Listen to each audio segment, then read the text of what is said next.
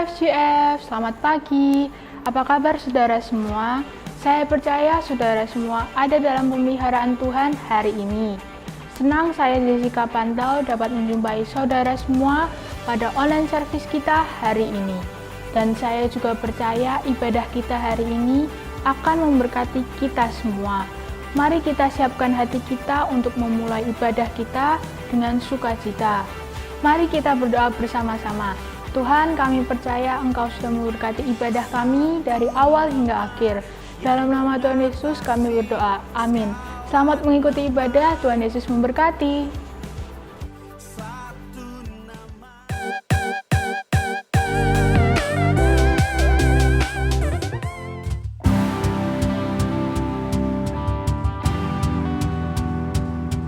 Good morning church.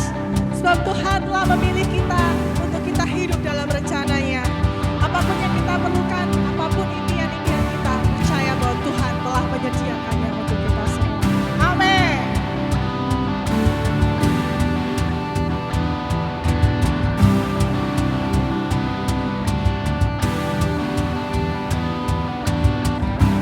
Telah pilih diriku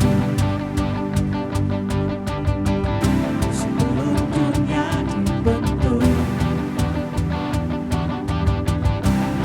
mengenal kasih-Mu.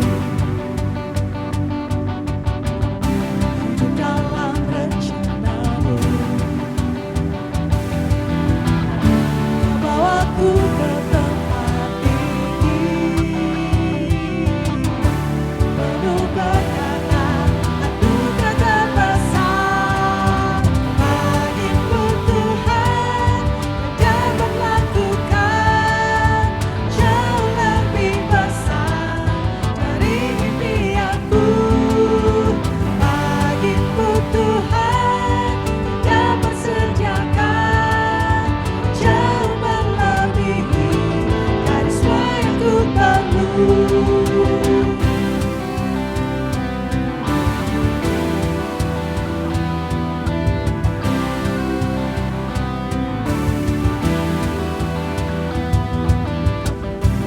Telah pilih diriku sebelum dunia dibentuk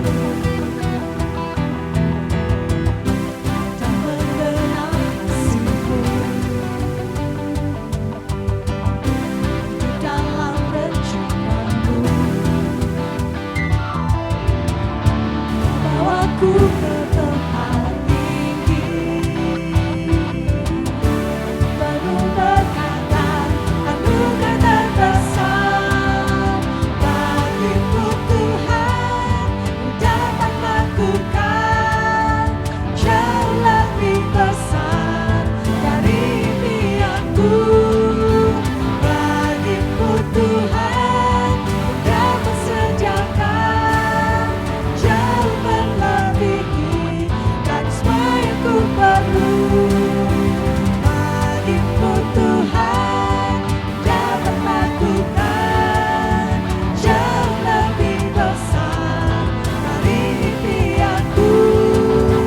Bagiku Tuhan, Kau dapat sediakan jauh melebihi dari semua yang ku perlu.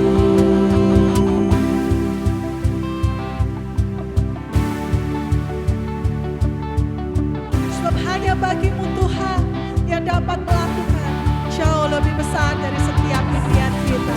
Amin.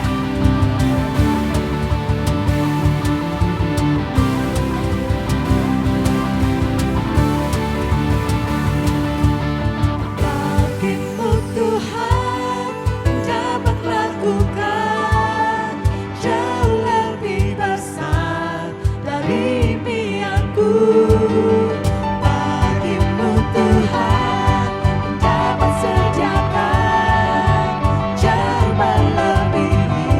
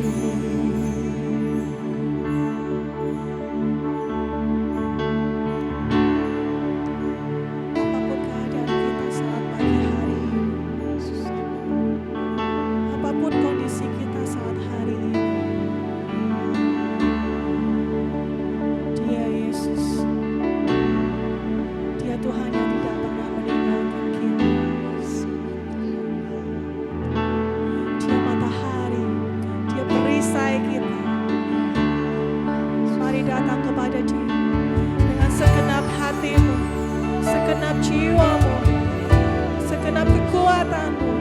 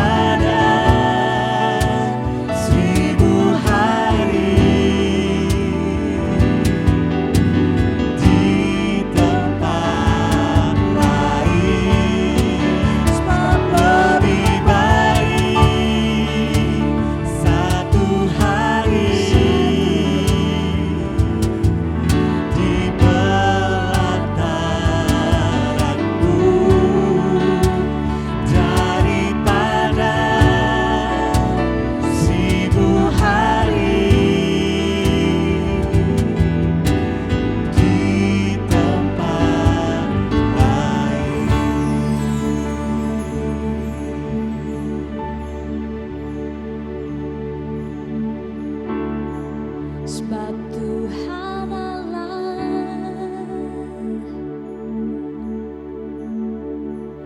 matahari dan perisai, kasih dan kemuliaan yang Kau beri di hidupku.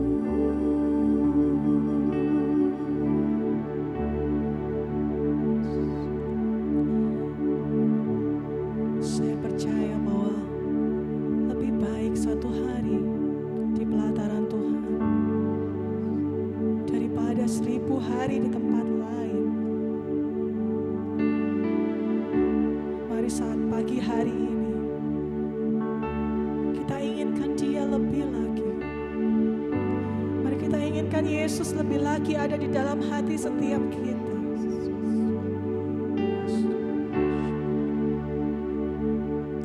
Bawa hidupmu kepada Tuhan.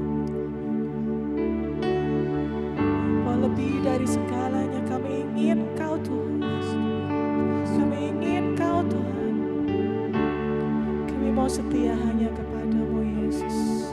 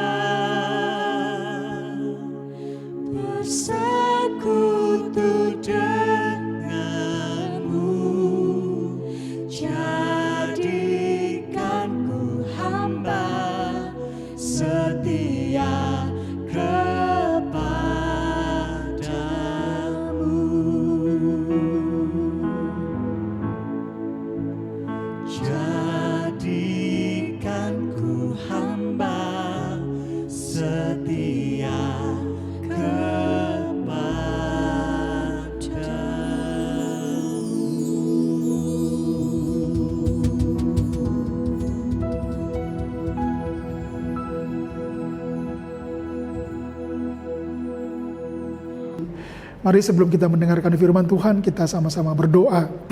Tuhan, setiap kebenaran yang kami dengar, Engkau urapi, dan biar setiap kebenaran yang akan kami dengar mengerjakan sesuatu yang dahsyat, yang luar biasa dalam setiap kehidupan kami. Dan biar kami boleh dibangun, diingatkan, dikuatkan oleh setiap kebenaran firman Tuhan. Kami mau dengar dengan sukacita dalam nama Yesus. Haleluya. Amin. Saudara, dalam Efesus 5 ayat yang ke-15 dan 16. Karena itu perhatikanlah dengan saksama bagaimana kamu hidup. Janganlah seperti orang bebal, tetapi seperti orang arif. Dan pergunakanlah waktu yang ada. Karena kata Alkitab, karena hari-hari ini adalah jahat.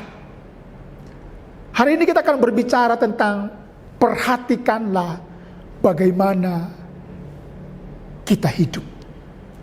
Kata perhatikanlah adalah sebuah kondisi di mana Anda dengan sengaja memberikan fokus kepada satu gaya kehidupan yang Anda mau hidupi, yang Anda mau kerjakan, yang Anda mau kejar pertumbuhan yang ada di dalamnya.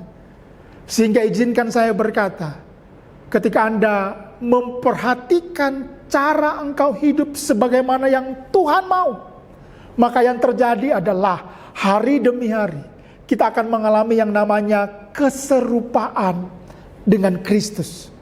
Sudah serupakah? Mungkin belum.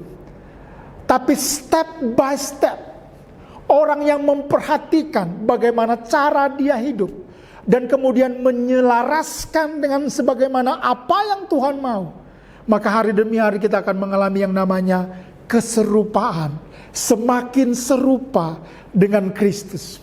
Dan bukankah itu mau Tuhan dalam kehidupan kita, bahwa hari demi hari kita bertumbuh terus menjadi serupa dengan Kristus, sehingga setiap orang yang melihat saya, melihat saudara.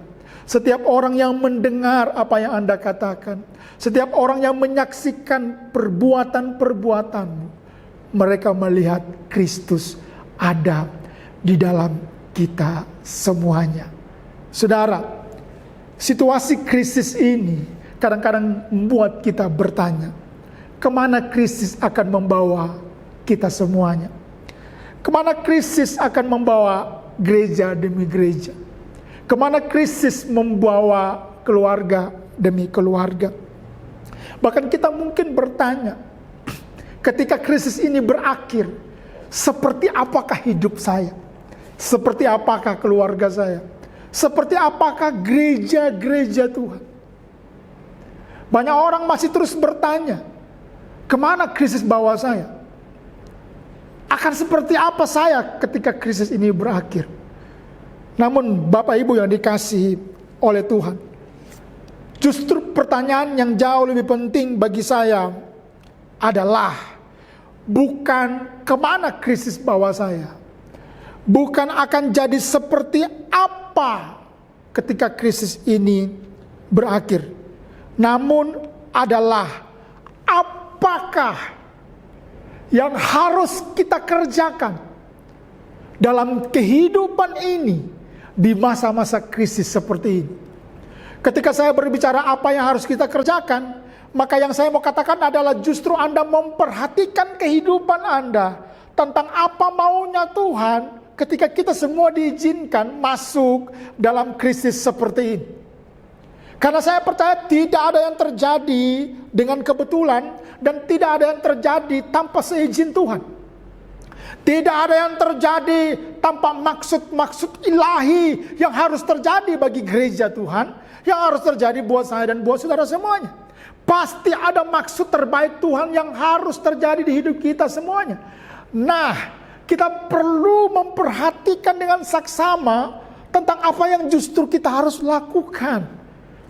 Tentang justru apa yang harus kita perbaiki, tentang apa yang seharusnya kita tambahkan, tentang apa yang seharusnya kita buang, tentang apa yang seharusnya kita tinggalkan. Karena masa-masa ini adalah masa-masa yang Tuhan izinkan bagi saya untuk mengerjakan apa yang Tuhan mau, yang mungkin selama ini tidak saya hiraukan, mungkin selama ini saya tidak anggap penting.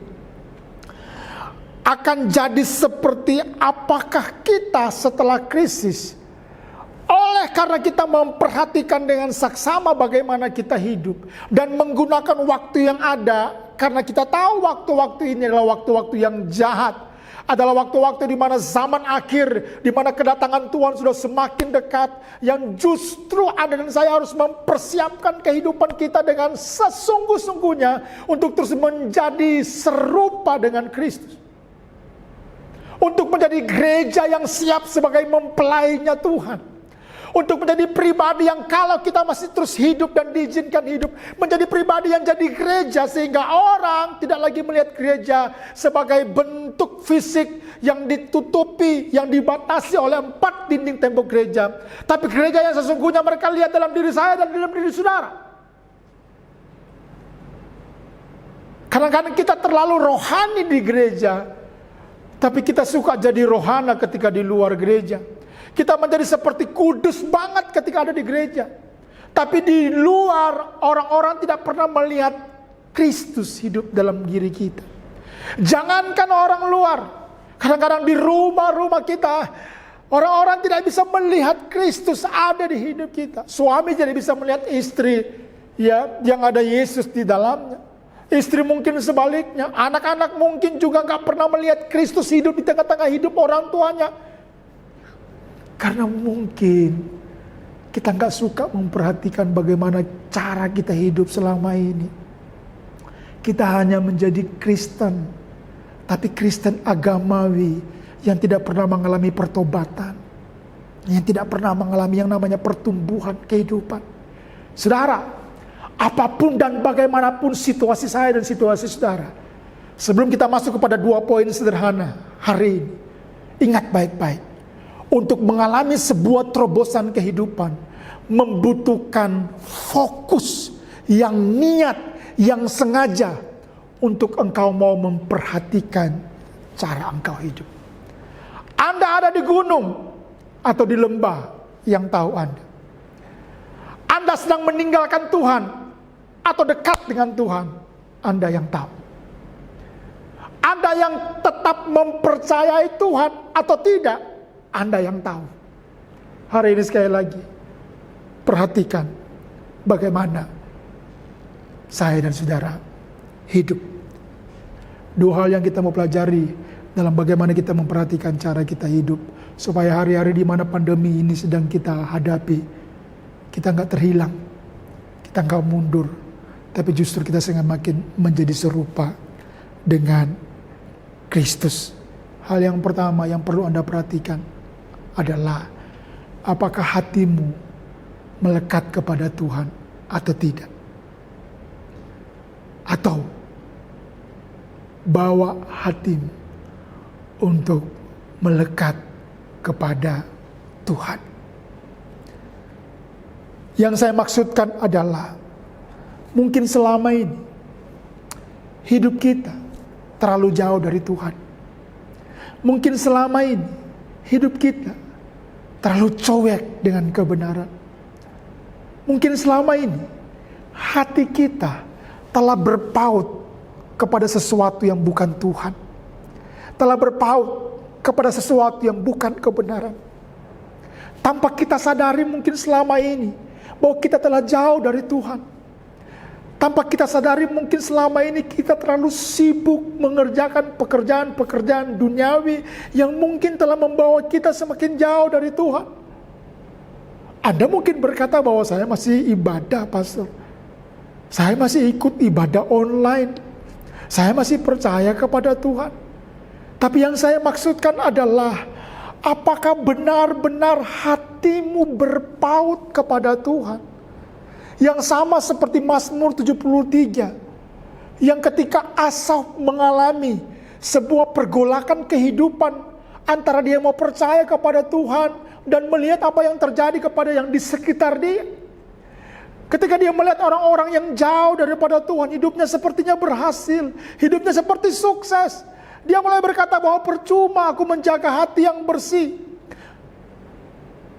menjaga tanganku tak bersalah, kalau hidupku tidak lebih baik daripada orang yang tidak pernah mengakui dan percaya kepada Tuhan.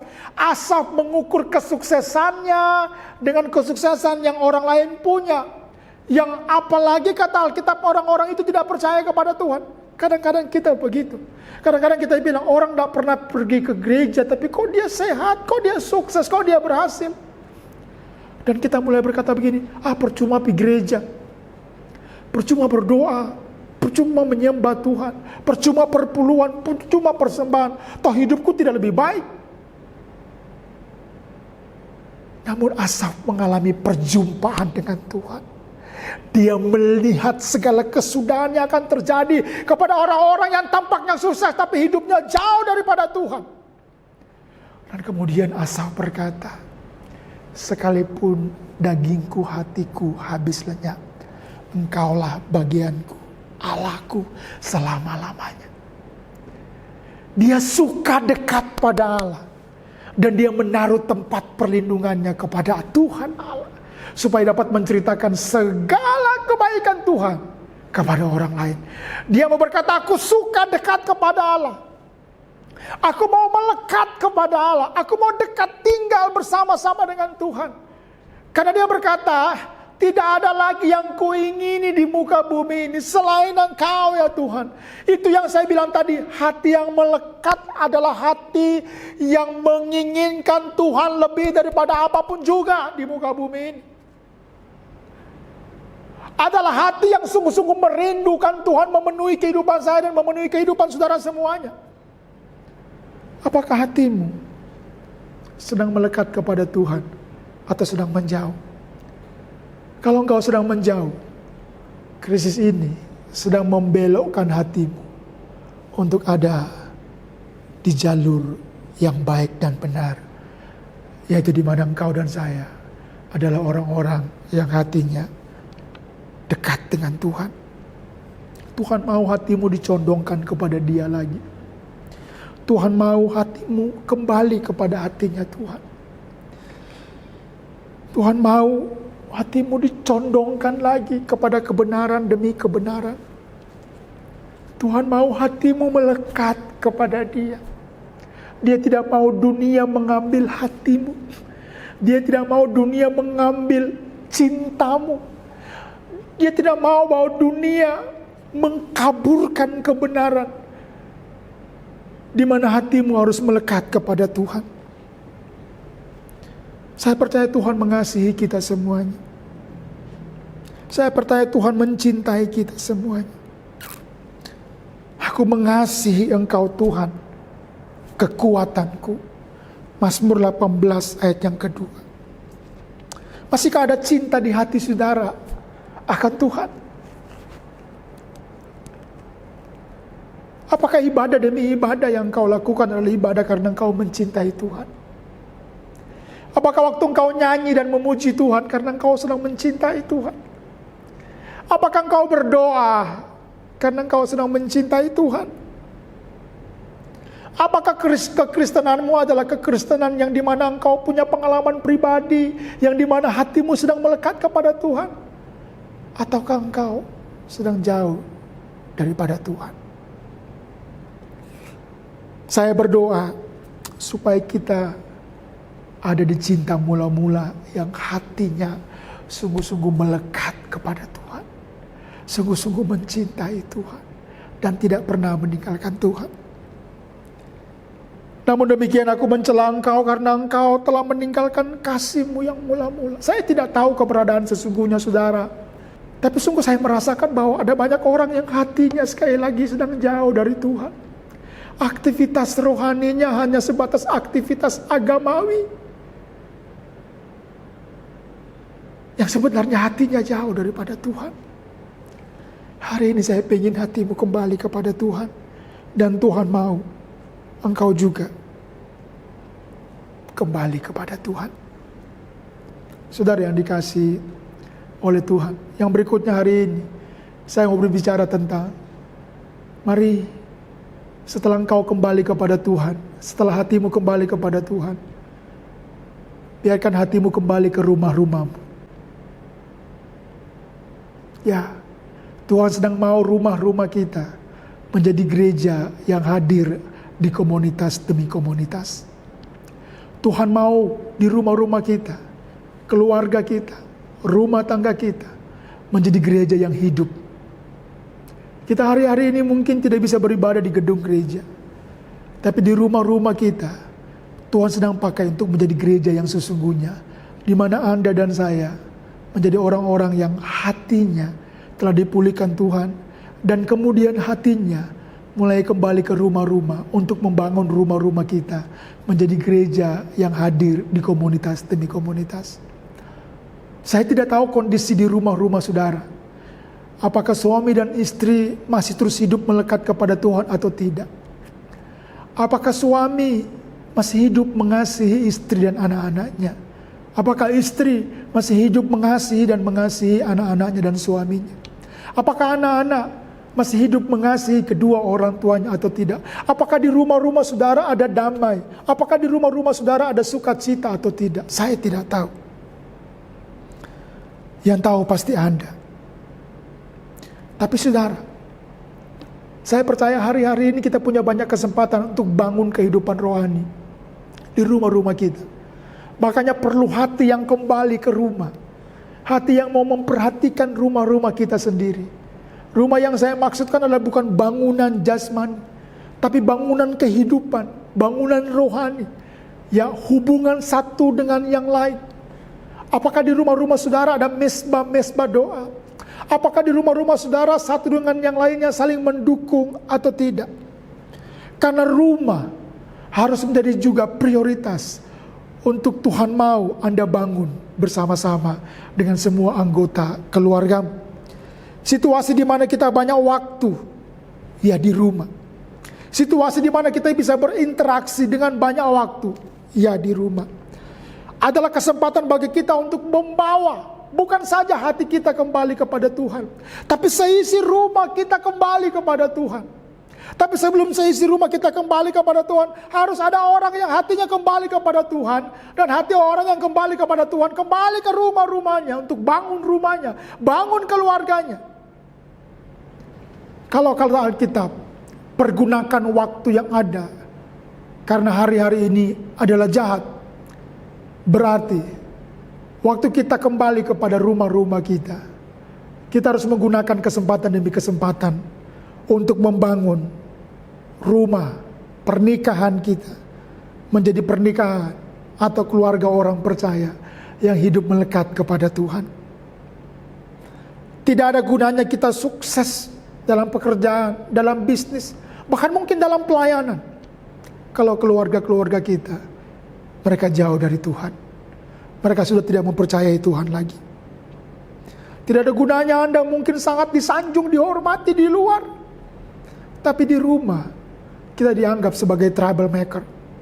Tapi di rumah kita gak jadi berkat. Tapi di rumah mungkin kita menjadi orang yang sangat jauh padahal kita dekat tinggal serumah. Apa yang selama ini kita abaikan, tidak kita rawat dengan baik, tidak kita investasikan segala daya dan upaya, akan berujung kepada kehancuran. Sesuatu yang tidak diurus, sesuatu yang tidak dirawat, sesuatu yang tidak difokuskan untuk dikerjakan, lambat laun akan mengalami kemunduran, bahkan sampai kepada kehancuran. Selanjutnya, bagaimana engkau memperhatikan cara engkau hidup, khususnya di masa-masa akhir, masa-masa pandemi, masa-masa krisis ini. Setelah hatimu melekat kepada Tuhan, kembali kepada Tuhan, dan setelah hatimu kembali ke rumah-rumahmu untuk membangun rumah-rumahmu menjadi gereja yang sesungguhnya, yang setiap anggota keluarganya melekat hatinya juga kepada Tuhan, Anda dipulihkan, Anda dimerdekakan, Anda dilepaskan, dan ada begitu banyak terobosan terjadi di rumah-rumah kita. Yang kedua, mari kita membangun sikap iman dan kesetiaan kepada Tuhan. Anda dan saya tentu sebagai orang yang beriman dan tetap beriman sampai hari ini. Tapi untuk terus beriman di masa-masa sulit, itu perkara yang tidak mudah. Ada banyak orang yang sedang meninggalkan imannya. Ada banyak orang yang sedang meninggalkan percayanya kepada Tuhan. Dan bahkan banyak orang yang sudah tidak setia lagi dengan hidup dalam kebenaran. Tapi hari ini Tuhan mengingatkan kita semuanya untuk kita membangun kehidupan sikap iman dan kesetiaan kepada Tuhan. Walaupun apapun situasi yang sedang kita hadapi. Kolose 2 ayat yang ke-6 dan yang ke-7. Kamu telah menerima Kristus Yesus Tuhan. Karena itu hendaklah hidupmu tetap di dalam Dia. Kata tetap di dalam Dia berbicara tentang kesetiaan yang Anda hidupi hari ke hari, walau ada badai, walau ada krisis, walau ada kesulitan, bahkan walau apa yang terjadi bertolak belakang dengan apa yang Tuhan janjikan sekalipun, Anda tetap setia, tetap tinggal di dalam Tuhan. Sekali mengikut Yesus, tetap mengikut Yesus apapun yang terjadi. Banyak orang hari-hari ini telah meninggalkan kasihnya yang mula-mula. Banyak orang telah meninggalkan kebenaran. Tapi kita harus membuat situasi ini sebagai kesempatan untuk engkau membangun kesetiaanmu kepada Tuhan yang tidak bergantung kepada musim dan situasi apapun juga. Hendaklah kamu berakar dalam Dia, dibangun di atas Dia. Hendaklah kamu bertambah teguh dalam imanmu yang telah diajarkan kepadamu. Dan hendaklah hatimu melimpah dengan syukur. Sikap iman yang terus dibangun di dalam Tuhan begitu penting untuk engkau hidup di hari-hari ini. Sikap iman dalam menghadapi kondisi yang sulit, betapa penting Anda punya hari-hari ini. Karena banyak orang memiliki sikap iman yang salah ketika menghadapi kondisi yang sulit. Orang berpikir sekali lagi kalau orang beriman itu terhindar dari malapetaka dan kesulitan.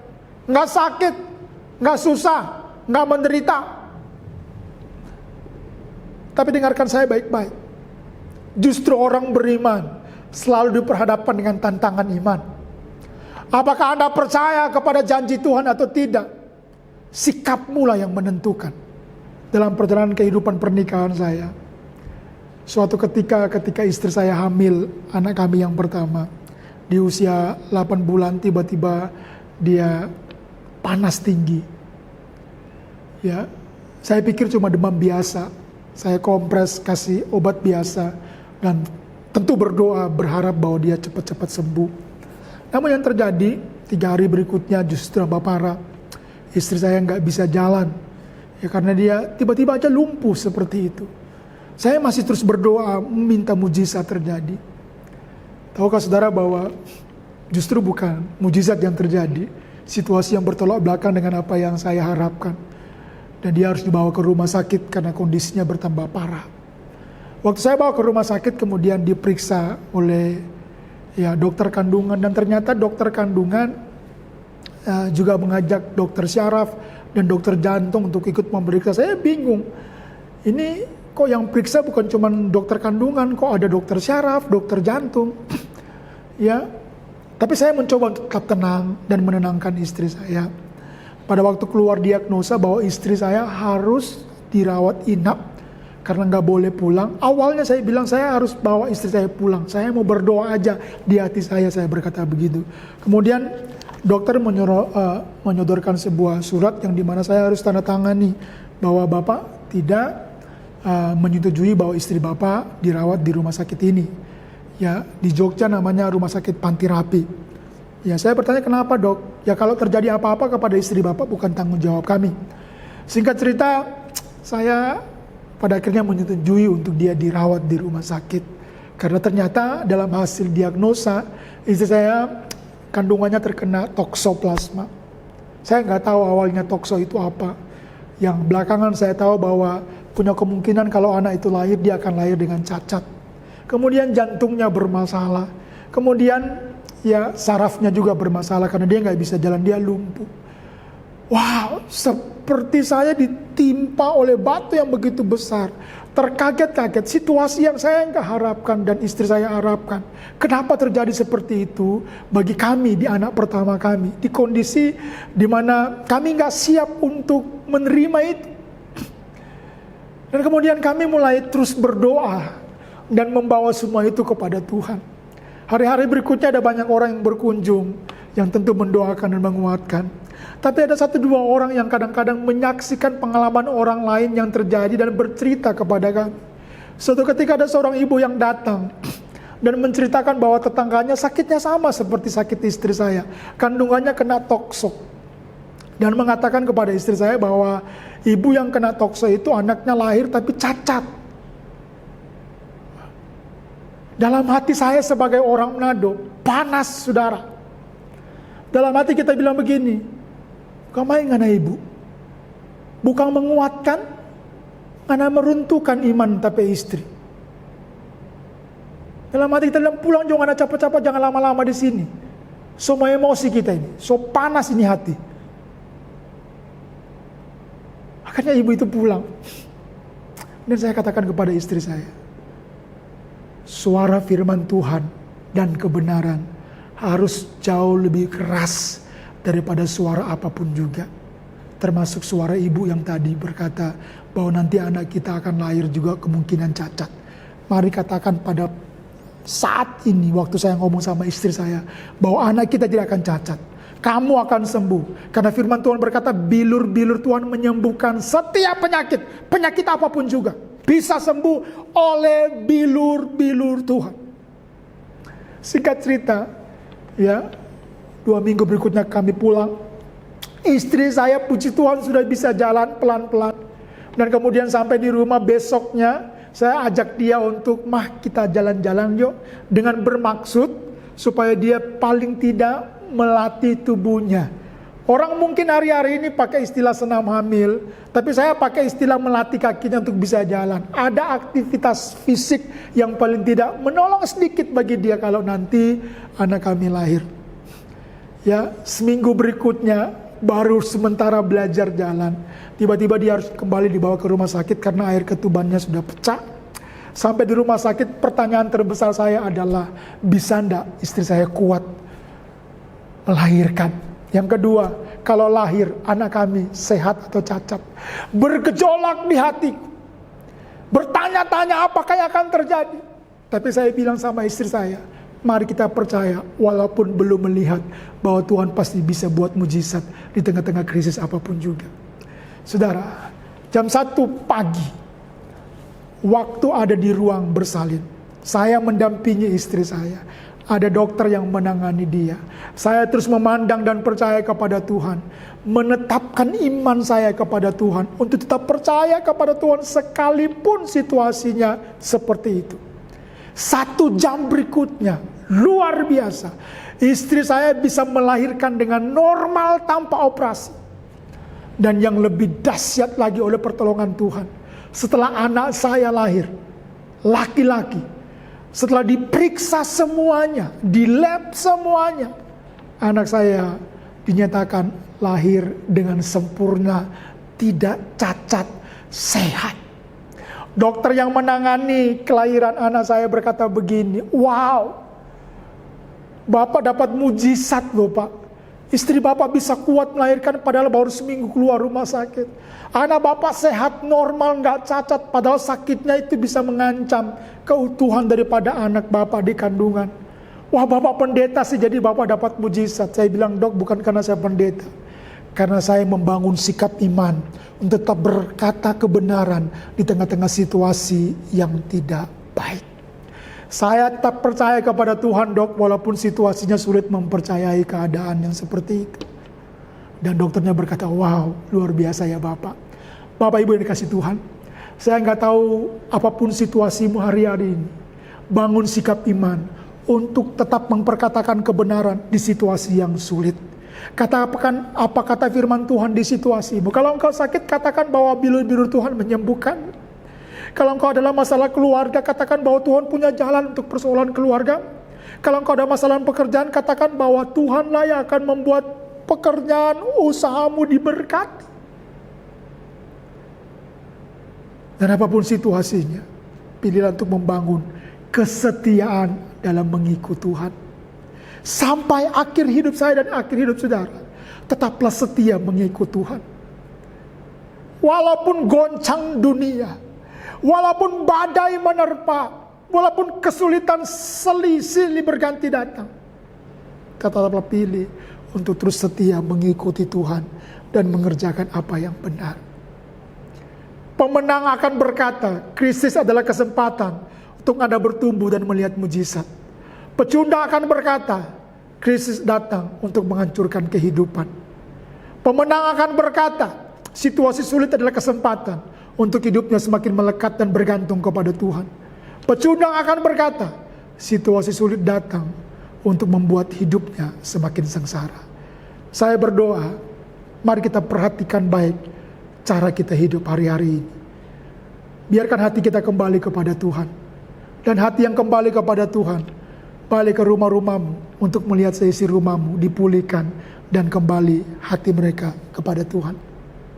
Yang kedua, dalam kita memperhatikan cara kita hidup, mari bangun sikap iman dan kesetiaan kepada Tuhan di tengah-tengah krisis ini. Jemaat IFJF Kudus yang dikasihi Tuhan, terima berkat Tuhan. Segala berkat ini akan datang dan menjadi bagianmu jika engkau mendengar dan melakukan setiap kebenaran yang telah kita sama-sama dengar.